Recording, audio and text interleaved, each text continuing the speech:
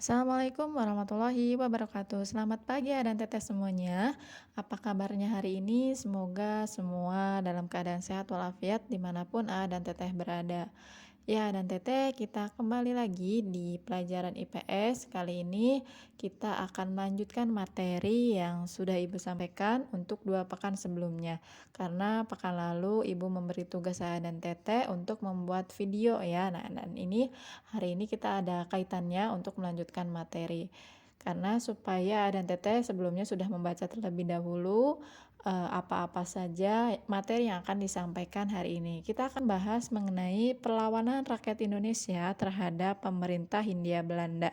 Nah, dan Teteh, sebelum kita beranjak ke materi inti, silakan Ibu ingatkan untuk dan Teteh sekalian semuanya, silakan untuk mengisi list kehadiran di kolom komentar dengan cara menuliskan nama, kemudian kelas, dan juga hadir. Jangan lupa untuk mengisi list kehadiran jika sudah menyimak dan mencatat hal-hal penting yang akan Ibu sampaikan pada pagi hari ini. Kemudian bagi dan Teteh yang belum mengumpulkan tugas video pekan sebelumnya atau pekan kemarin, silahkan segera dikumpulkan karena itu untuk penilaian ya. Jadi dan Teteh karena di masa pandemi ini kan dan Teteh tidak ke sekolah, kemudian Ibu juga tidak bisa melihat kehadiran dan Teteh belajar di rumah masing-masing. Nah, cara untuk Ibu mendapatkan nilai A dan TT untuk mengisi rapat A dan TT itu nilainya dari tugas, kemudian kehadiran yang A dan TT isi di setiap pertemuan di Zoom ini atau di YouTube ya. Jadi silakan A dan TT untuk mengisi kemudian mengerjakan tugas-tugas yang diberikan. Oke, siapkan buku catatannya, kemudian alat tulisnya, dan mari kita mulai pembelajaran kita pada pagi hari ini. Ya, dan Teteh untuk menambah keberkahan pembelajaran kita pada pagi hari ini, alangkah baiknya kita mulai pembelajaran dengan bacaan basmalah bersama-sama. Bismillahirrohmanirrohim. Oke, materi hari ini yang akan kita bahas mengenai perlawanan rakyat Indonesia terhadap pemerintahan Hindia Belanda, itu Ibu akan sampaikan 2 subbab materinya ya, yaitu mengenai Perang Saparua di Ambon dan juga Perang Padli di Sumatera Barat. Karena untuk rangkaian perang-perang ini atau perlawanan ini sangat banyak sekali sehingga Ibu ingin meskipun yang Ibu sampaikan hanya 2 tetapi dan Teteh setidaknya dapat mengingat setiap kejadian atau setiap cerita dari perlawanan rakyat Indonesia terhadap pemerintah Hindia Belanda. Silahkan ya untuk disimak baik-baik kemudian dicatat supaya dan Teteh tidak lupa apa yang sudah Ibu sampaikan. Baik, kita mulai dari Perang Saparua yang ada di Ambon. Ya, dan Teteh untuk Perang Saparua ini dimulai dari latar belakang bermula dari bulan Maret 1817, Belanda kembali mengambil alih kekuasaan Ambon. Nah, dengan Belanda datang kembali ke Ambon, khususnya di Pulau Saparua ini, mereka mulai membangun birokrasi VOC kembali dengan cara mengeluarkan uang kertas untuk perdagangan lokal. Selain itu, kebijakan yang dilakukan juga menimbulkan masalah karena dalam penggunaannya pihak Belanda tidak bersikap jujur. Nah, selain tadi mengeluarkan kebijakan uang kertas yang dikeluarkan untuk perdagangan lokal, Belanda juga monopoli perdagangan cengkeh dan juga pemberlakuan kembali untuk kerja rodi. Nah, dengan adanya kegiatan-kegiatan ini atau kebijakan-kebijakan yang dilakukan oleh Belanda, akhirnya rakyat Ambon khususnya di Saparua ini ingin melakukan perlawanan terhadap Belanda supaya tidak ada lagi rakyat yang tertekan, terlantar, kemudian tersiksa akibat adanya kebijakan-kebijakan yang tidak sesuai dengan keadaan rakyat di Ambon pada saat itu. Ya, dan Teteh untuk Perang Saparua ini, sebelum kita ke kronologis terjadinya Perang Saparua, kita harus tahu dulu tokohnya ada siapa saja dari Indonesia yang melawan Belanda pada saat itu. Tokohnya di sini ada 2, yaitu Patimura dan juga Christina Marta Tiahahu. Nah, untuk Patimura ini nama aslinya yaitu Thomas Matulesi. Kemudian untuk Christina Marta Tiahahu ini merupakan putri tunggal dari Paulus Tiahahu yang juga berjuang bersama-sama melawan Belanda di Perang Saparua. Jadi meskipun dia perempuan, tapi dia berani dengan gagahnya untuk bisa melawan Belanda. Nah, Paulus Tihau ini merupakan teman dari Thomas Matulesi atau Patimura. Itu adalah tokohnya yang kita kenal sebagai pahlawan nasional sampai saat ini. Kemudian untuk kronologis Perang Saparua ini kita mulai dari Patimura yang merupakan prajurit didikan Inggris dan Patimura ini kembali ke kampungnya di Haria di Pulau Saparua. Kemudian dengan kembalinya Patimura ini, Patimura mulai melakukan atau mengadakan pertemuan rahasia untuk melakukan perlawanan. Jadi dengan sekelompok rakyat yang ada di sana, Patimura mulai melakukan pertemuan rahasia dengan diskusi-diskusi apa saja keluhannya, kemudian bagaimana cara melawan Belanda, taktiknya seperti apa dan lain sebagainya. Itu dilakukan pertemuan rahasianya di dalam hutan yang sangat dalam ya. Kemudian dilakukanlah penyerbuan yang pertama kali ke benteng Dorstede yang dipimpin oleh Residen Saparua. Jadi residen di sini maksudnya adalah seorang penguasa yang ditunjuk oleh Belanda ya. Jadi penguasa jajahan tertinggi sekaligus yang mewakili Gubernur Jenderal Hindia Belanda di wilayah kekuasaannya. Jadi orang yang ditunjuk atau biasanya kalau sekarang ini adalah gubernur ya itu, tapi dari negara lain. Kalau sekarang kan ada kedutaan dan lain sebagainya kalau dari negara lain ya, tetapi tidak memimpin, tugasnya hanya sebagai diplomatik saja. Nah kalau yang ini residen sebagai pemimpin di negara jajahannya. Nah Patimura bersama kelompoknya ini akhirnya berhasil melakukan residen Saparua yang dipimpin oleh J.R. Vandenberg. Ini perlawanan pertama yang dilakukan oleh Patimura dan kelompoknya kemudian berhasil. Nah, tidak hanya berhenti di kemenangan yang pertama saja. Ini untuk kronologis Perang Saparua setelah J.R. Vandenberg ini berhasil ditaklukkan oleh Patimura dan kelompoknya. Kemudian benteng Dorstede ini ditaklukkan dan akhirnya menimbulkan kehebohan di kalangan pejabat Belanda di kota Ambon khususnya. Akhirnya pimpinan militer mengirim ekspedisi militer untuk merebut kembali benteng tersebut karena Belanda tidak terima atas kekalahannya. Kemudian pada akhirnya Patimura dan pasukannya sudah menyiapkan perlawanan dan akhirnya Belanda terpaksa mundur. Jadi setelah tadi perundingan rahasia kemudian berhasil ditaklukkan, kemudian Belanda mengirim kembali militernya.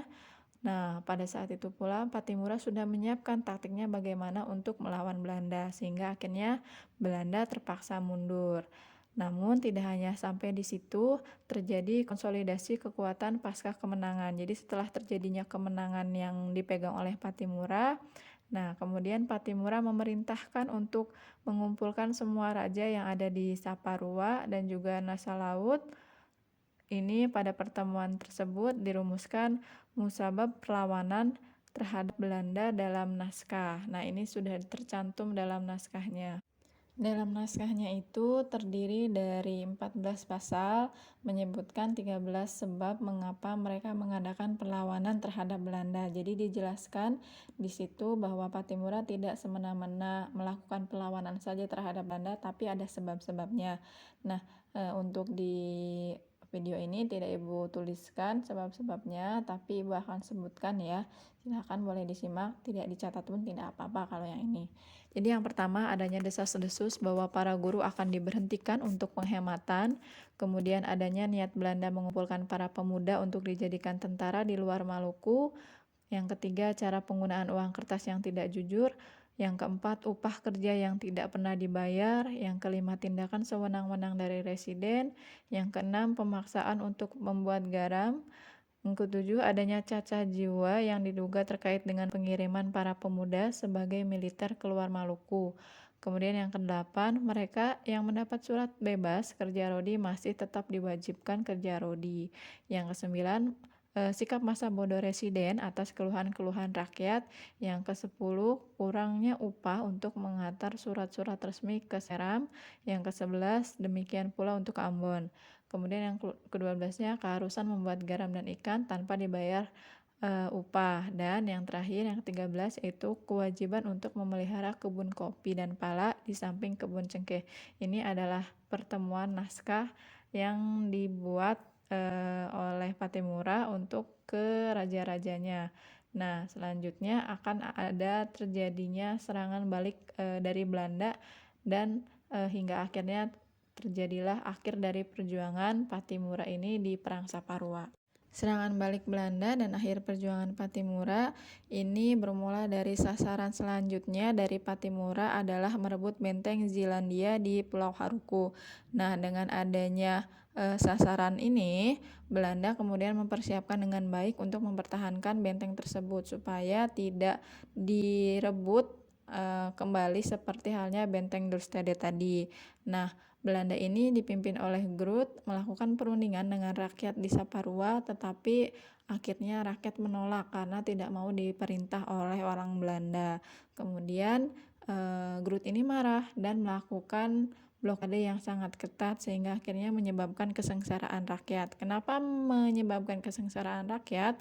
Karena yang dimaksud blokade ini melakukan pembatasan-pembatasan bahan makanan, kemudian hal-hal yang lain yang bisa masuk ke pulau tersebut atau ke wilayah tersebut. Nah, dengan adanya pembatasan ini, akhirnya masyarakat yang ada di sana tidak bisa mendapatkan bahan makanan yang cukup. Nah, sehingga tadi menyebabkan kesengsaraan rakyat. Kemudian Belanda juga meminta bantuan dari pusat, yaitu di Batavia, untuk melakukan penyerangan terhadap Patimura dan teman-temannya atau kelompoknya. Akhirnya satu persatu negeri di Pulau Saparua ini jatuh ke tangan Belanda karena tadi sudah disengsarakan rakyatnya, semakin banyak yang tidak punya persediaan dan lain sebagainya. Kemudian juga banyak orang yang gugur pada saat itu. Akhirnya jatuh ke tangan Belanda. Ratusan orang gugur dan Patimura juga bersama 3 pengikutnya akhirnya ditangkap dan dihukum gantung. Inilah akhir dari perjuangan Patimura. Intinya untuk di Perang Saparua ini Belanda berhasil merebut kembali dan Indonesia kalah ya kalau untuk dilihat dari kronologis cerita atau sejarah di Perang Saparua ini. Kita lanjut untuk yang kedua, yaitu Perang Padri. Nah, untuk Perang Padri ini merupakan perang saudara yang terjadi di Minangkabau, Sumatera Barat. Nah, Perang Padri ini juga merupakan perang yang terjadi di antara kaum Padri atau nama lainnya dari kaum agamis dengan kaum adat. Terjadi pada tahun 1803 sampai dengan 1838. Ini waktu yang cukup panjang, bermula dari perang saudara ini sehingga akhirnya ada keterlibatan campur tangan dengan Belanda, kemudian akhirnya kita yang melawan Belanda atau rakyat melawan Belanda pada saat itu. Kemudian untuk tokoh yang sangat terkenal dalam Perang Padri ini ada Tuanku Imam Bonjol, kemudian Tuanku Nan Cerdik, Tuanku Tambusai, dan Tuanku Nan Alahan. Nah, kalau Adan Teteh bisa lihat di uang 5.000 kan ada tuh ya, Tuanku Imam Bonjol mengapa beliau menjadi pahlawan nasional. Nah, itu karena beliau ikut andil atau turun dalam peperangan di Perang Padri yang ada di Minangkabau, Sumatera Barat. Untuk kejadian dari Perang Padri ini terjadi pada awal abad ke-17 Masehi, awalnya antara kaum Padri dengan kaum adat. Kemudian Belanda ikut campur dan juga mendukung kaum adat pada saat itu. Dimulai dari tahun 1803, ketika orang Minangkabau ada beberapa orang yang pulang dari Mekah usai menjalankan haji. Mereka dikenal dengan nama Haji Miskin, kemudian Haji Sumanek, dan juga Haji Piobang. Nah, ini adalah tokoh-tokoh yang berasal dari kaum Padri. Nah, ketiga haji ini berniat memperbaiki syariat Islam di Minangkabau yang pada saat itu kemudian yang di Pertuan Pagaruyung kurang setuju dan juga Sultan Arifin Muningsyah ini masih tidak ingin meninggalkan tradisi adat yang sudah ada sejak lama di adat Minangkabau ini, sehingga agak keberatan dengan adanya mau dimasukkan ke sesuai syariat Islam. Karena memang ada beberapa hal yang tidak sesuai dengan syariat Islam. Kita bahas di slide selanjutnya. Nah, seperti yang sudah Ibu sebutkan tadi, jadi ada ketiga haji yang berniat untuk memperbaiki syariat Islam di Minangkabau, tetapi ada beberapa petinggi atau pejabat yang ada di kerajaan pada saat itu, khususnya di daerah Minangkabau, ini tidak setuju karena tidak ingin meninggalkan tradisi adat yang sudah ada sejak lama di Minangkabau ini. Ada beberapa hal yang tidak sesuai dengan ajaran Islam, seperti sabung ayam, kemudian judi, serta minum-minuman keras. Padahal pada saat itu masyarakat kaum adat khususnya sudah banyak yang masuk Islam. Nah, karena tidak sesuai ini akhirnya terjadi perselisihan antara kaum adat dengan kaum Padri. Kemudian untuk kronologisnya, ini peperangan kaum Padri dipimpin oleh Tuanku Pasaman ke kerajaan Pagaruyang. Nah, perang ini menyebabkan Sultan Arifin melarikan diri. Ya tadi ya, Sultan Arifin itu yang tidak setuju karena tidak ingin adatnya itu dihilangkan. Nah, ini melarikan diri karena tadi sudah ada peperangan, sudah ada perlawanan dari kaum Padri. Kemudian akhirnya golongan kaum adat ini semakin terdesak karena tadi pemimpinnya melarikan diri. Akhirnya para golongan adat ini meminta pemerintah Hindia Belanda untuk membantu melawan kaum Padri itu. Nah, pada tanggal 4 Maret 1822, pasukan Hindia Belanda berhasil mengusir kaum Padri dari kerajaan Pagaruyung karena memang kekuatannya tidak sebanding ya. Nah, akhirnya terjadi peperangan terus-menerus, jadi secara berlawanan dari mulai kaum Padri yang akhirnya menang, kemudian Belanda menang, terus-menerus itu ya dari hari ke hari, dari tahun ke tahun, itu terus berlangsung untuk di Perang Padri. Nah, yang selanjutnya pada bulan November 1825 ini Belanda mengajukan gencatan senjata sembari meracik strategi licik. Nah, berupa perjanjian masang. Jadi mereka itu ingin menjebak para kaum Padri supaya bisa kalah ya. Nah, pada saat itu Tuanku Imam Bonjol ini mencoba mengajak kaum adat untuk bisa bersatu melawan penjajah Belanda karena lawan sesungguhnya adalah pada saat itu ya memang Belanda, supaya kita tidak bisa diadu dombakan. Nah, makanya Tuanku Imam Bonjol mengajak para kaum adat untuk bisa bersatu melawan Belanda. Kemudian terjadilah kesepakatan dan perdamaian antara kaum Padri dan kaum adat, sehingga mereka akhirnya bersatu untuk bisa melawan Belanda. Dengan hasil adat Minangkabau ini bisa berlandaskan agama Islam. Islamnya sesuai dengan pedoman Al-Quran. Jadi pada saat itu kaum adatnya mengalah dan sesuai dengan ajakan atau ajaran yang diberikan oleh Tuanku Imam Bonjol beserta kaum Padri tadi. Sehingga akhirnya adat Minangkabau ini berlandaskan agama Islam. Setelah kronologis tadi, akhir dari Perang Padri ini setelah Perang Jawa, jadi Belanda itu tidak hanya melawan masyarakat di Minangkabau saja ya, tapi pada saat itu juga Belanda menghadapi Perang Jawa yang berakhir dengan ditangkapnya Pangeran Diponegoro. Nah, akhirnya Belanda berhasil memusatkan fokus kembali ke Minangkabau pada tahun 1833. Pertahanan Belanda diserang oleh pasukan gabungan kaum adat dan kaum Padri. Tadi karena sudah bersatu ya kaum adat dan kaum Padrinya, kemudian Belanda ini tidak tinggal diam. Belanda memakai siasat licik dengan menangkap Tuanku Imam Bonjol, dan Tuanku Imam Bonjol ini diasingkan ke Cianjur, kemudian dibuang ke Ambon, lalu dibuang ke Minahasa hingga Tuanku Imam Bonjol wafat di Minahasa sana. Nah, untuk Perang Padri ini kemudian diambil alih, pimpinannya dipimpin oleh Tuanku Tambusai, dan perang semakin berkobar terus menerus berlangsung.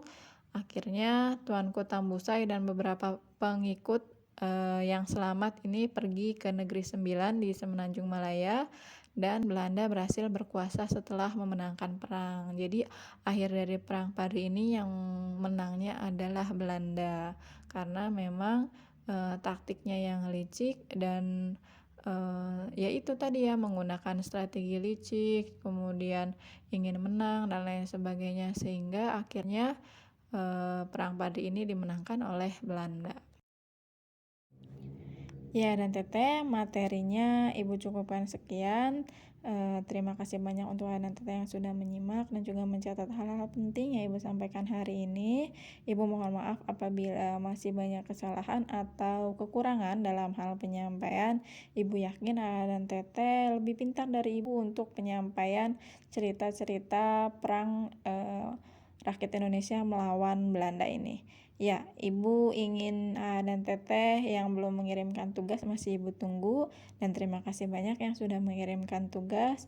Kemudian silahkan dan Teteh jangan lupa untuk mengisi list kehadiran di kolom komentar supaya Ibu tahu siapa saja yang sudah menyimak dan mencatat hal-hal penting yang Ibu sampaikan. Oke dan Teteh, marilah kita tutup pembelajaran kita pada pagi hari ini dengan bacaan hamdalah bersama-sama. Alhamdulillahirabbil alamin. Oke, sekian dari Ibu. Wabillahi taufiq wal hidayah. Wassalamualaikum warahmatullahi wabarakatuh. Sampai ketemu pekan depan ada Teteh. Salam sehat, salam semangat.